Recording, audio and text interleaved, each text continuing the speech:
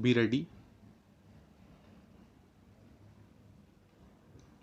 5 seconds.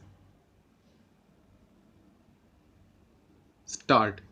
Consequently, in the present case, once the facts of the case are looked into, the inevitable conclusion is that petitioners were conscious of this fact that they are entitled to fill 50% of the sanctioned seats on their own by holding an examination at state level by the group of minority institutions spread over the entire state,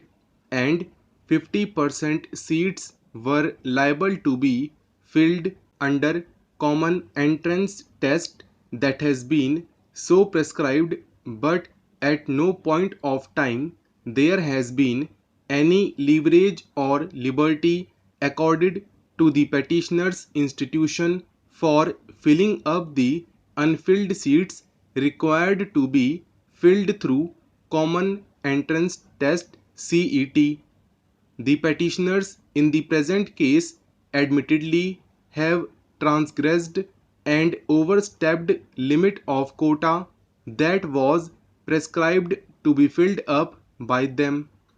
Once petitioners are responsible for creating such a situation, then they have to blame themselves instead of seeking misplaced sympathy before this court that said students should be accommodated.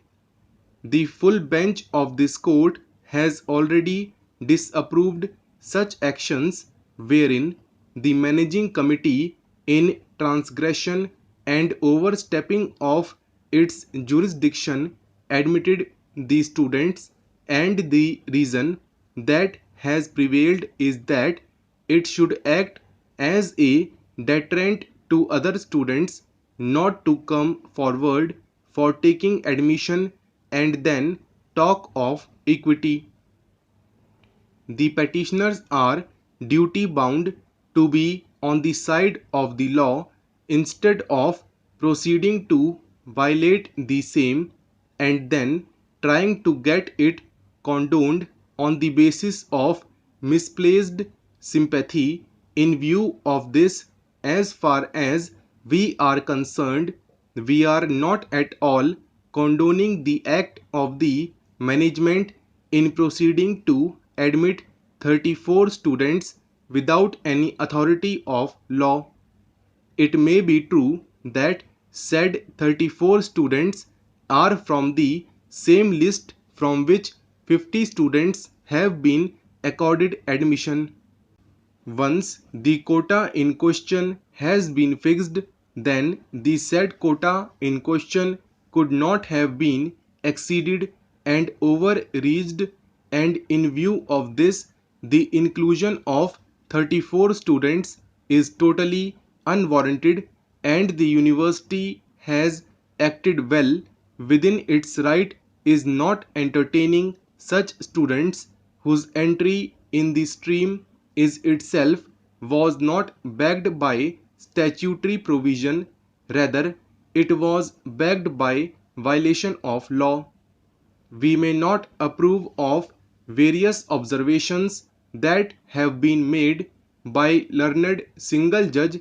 in the decision making process, but certainly the conclusions that has been arrived at by learned single judge are being subscribed by us for the simple reason that once the quota stood exhausted, then the college in question has no authority to admit students even if seat in question was lying waste or going waste.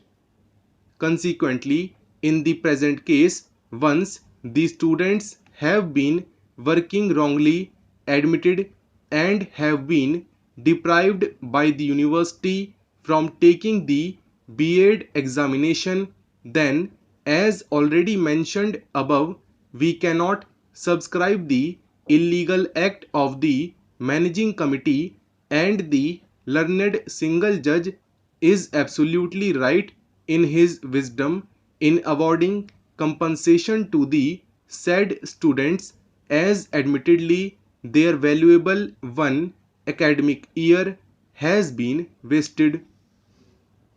Consequently, no interference is being made, but before parting, we make it clear that it appears that pronouncement of the apex court is not at all being complied with in its word and spirit, and even minority institutions, in case they are given liberty to fill up 50% of the seats, the same should not be a localized exercise. Rather, all the minority institutions will have to come forward under one umbrella for holding of one common entrance test at state level, apart from the common entrance test